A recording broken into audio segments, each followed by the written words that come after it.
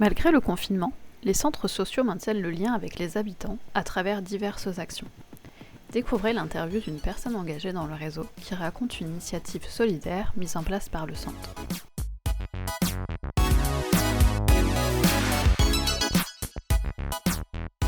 Donc tout était arrêté du jour au lendemain en fin de compte, parce que bon, tout ce qui était périscolaire, tout ce qui était accueil des petits, enfin toutes nos activités en fait, du jour au lendemain, tout s'arrêtait. Avec la directrice, on s'est dit bon, comment faut qu'on réunisse l'équipe quand même pour pouvoir décider ensemble de comment on allait s'organiser. Et forcément, tout de suite, on a pensé au chômage partiel, parce que tout le monde ne pouvait pas faire du télétravail. Ça s'est fait dans le dialogue, on s'est quand même dit comment on pensait faire, et puis là, les gens sont exprimés. Qu'est-ce qu'on pourrait faire pour quand même garder le lien, parce que tout le monde voyait bien que ça allait durer. Ils ont appelé les familles, pour tous ceux qui s'occupent des périscolaires, pour voir comment ça s'organisait. Confinement, les leçons à la maison. Donc voilà, donc à cette réunion, on a tout vu, les jeunes. Bon, les jeunes, c'est pareil. Alors eux, c'était plus les réseaux sociaux. Donc après, le bien vieillir, bon, ils ont dit, oh là là, il faut qu'on appelle aussi les personnes qui sont isolées. On pensait quand même qu'un jour, on allait sortir de nos maisons quand même, parce que c'était pas possible de rester comme ça. Et il nous faut des masques, quoi. Si on veut reprendre un jour, on pensait à ça. Donc après, avec la commune a eu pareil, même problème, il n'y avait pas de masque pour reprendre. Donc on a mis en place avec eux cette action. Donc eux, ils ont organisé pour avoir le matériel, tout ce qui est le tissu et tout ça. Et puis nous, on était plus là pour les faire, quoi, tous les bénévoles. Mais il y a eu une participation énorme.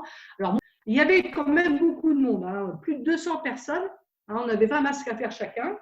Et donc, on a fait tous nos masques. Donc, ces masques, ils vont servir principalement quand même à tous ceux pour ceux qui travaillent avec les enfants. Chacun a trouvé d'autres personnes. Moi, j'ai été voir ma voisine. Je lui ai dit, tu veux pas faire des masques? Parce que bon, il lui faut des masques. Enfin, moi, ça m'a sidérée. J'ai fait ça le 1er mai, pour tout te dire. Le 1er mai, on faisait des masques. Du coup, on les a fait pour le 7, donc on n'avait pas beaucoup de temps pour faire nos masques. Mais donc tout le monde s'y est mis, ça marchait. Donc ça met en exergue que le bénévolat est de plus en plus nécessaire, indispensable, vital pour le fonctionnement de notre société. Parce que voilà, quand il y a un coup dur comme celui-là, on se rend compte que c'est les gens de leur commune qui essaient de se débrouiller, de trouver des solutions pour aider ceux qui sont seuls chez eux, pour approvisionner, parce qu'on ne pouvait même pas aller faire ses courses. Certains étaient bloqués pour aller faire leurs courses et tout. Voilà. Donc la proximité, pour moi, ça a mis en exergue que la proximité, c'est vraiment quelque chose de vital pour que, en cas de problème, on puisse continuer à fonctionner, pour que les gens continuent à avoir du lien social. Après, un autre point qui s'est mis en exergue dans notre commune, c'est le consommer local. Nous, on a une petite épicerie, un petit marché tous les samedis matins, et nos façons de penser, nos façons de produire.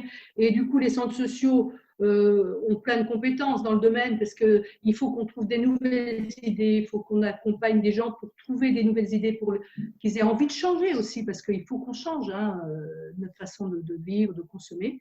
Et je pense que les centres sociaux ont beaucoup d'atouts pour accompagner ces changements et permettre l'émanation de nouveaux systèmes.